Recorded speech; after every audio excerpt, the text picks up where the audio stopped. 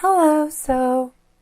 One of the commenters on one of my recent videos actually wanted me to do a video about Nebula. So Nebula is a very interesting hero in that she's very, very line dependent, right? Like pretty much the most important thing with Nebula is like location, right? Like where she sits in the line, right? And this is because of her equilibrium ability, right?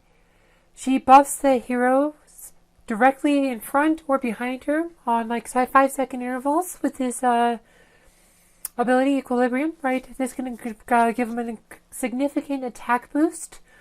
But it's really, like I said, because it's only affects the ones directly behind in front of her, like it makes her very line dependent.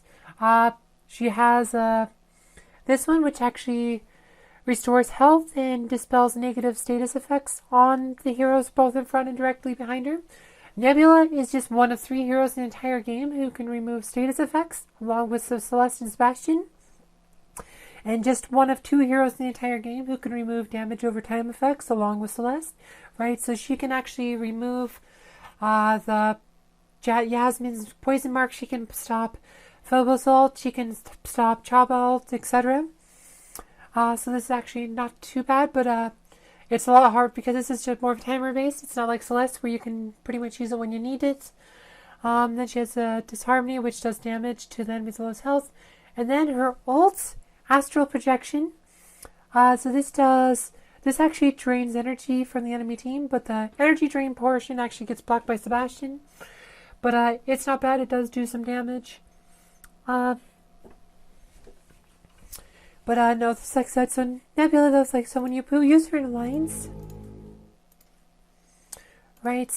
Oh, this is a time fight, so battle challenge, right? So Nebula, like I said, it really is like that because she buffs who's in front and behind her, right? And Sebastian, pretty much no matter what, sits directly behind her. I think that might actually be the hero who directly sits behind her. So this really makes her awkward to use a lot because Sebastian is the best hero in the game, and there's very few occasions when you don't want Sebastian in your lane.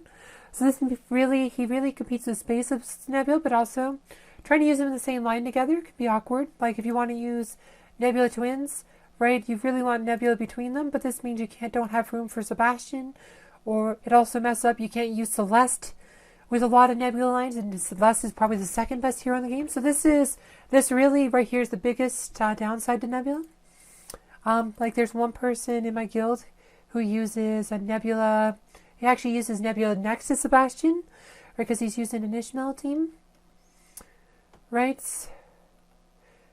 So that's his team, right? He uses Ishmael, Nebula, Sebastian, but this means he can't use a lot of important heroes. Like he can't use Anvari without messing up his line. He can't use Celeste without messing up his line.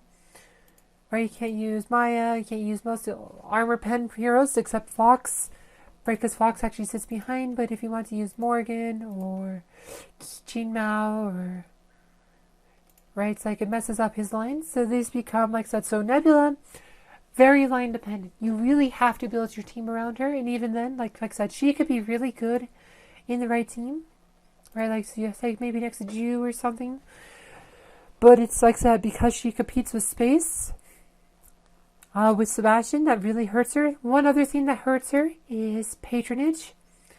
Right, so Nebula, she is limited to just exactly one pet.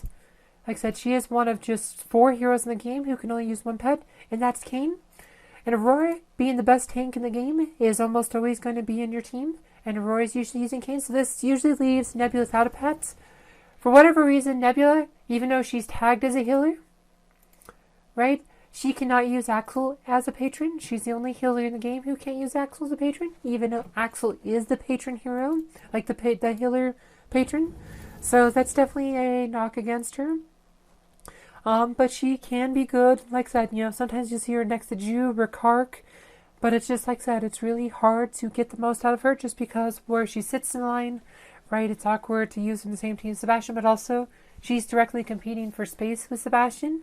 So this is not a hero I normally would recommend investing in just because she's really fairly narrow, just because she's the most line-dependent hero in the entire game, right? like I said, so just trying to find a space for her where you can actually get the most value, right? Like I said, and she's like I said, she's worth having maybe eventually, but you don't want her, like I said, this is like more of a way late investment, like because there's just more important heroes to get that are much more versatile. And Nebula, like I said, just being so line dependent ends up being narrow.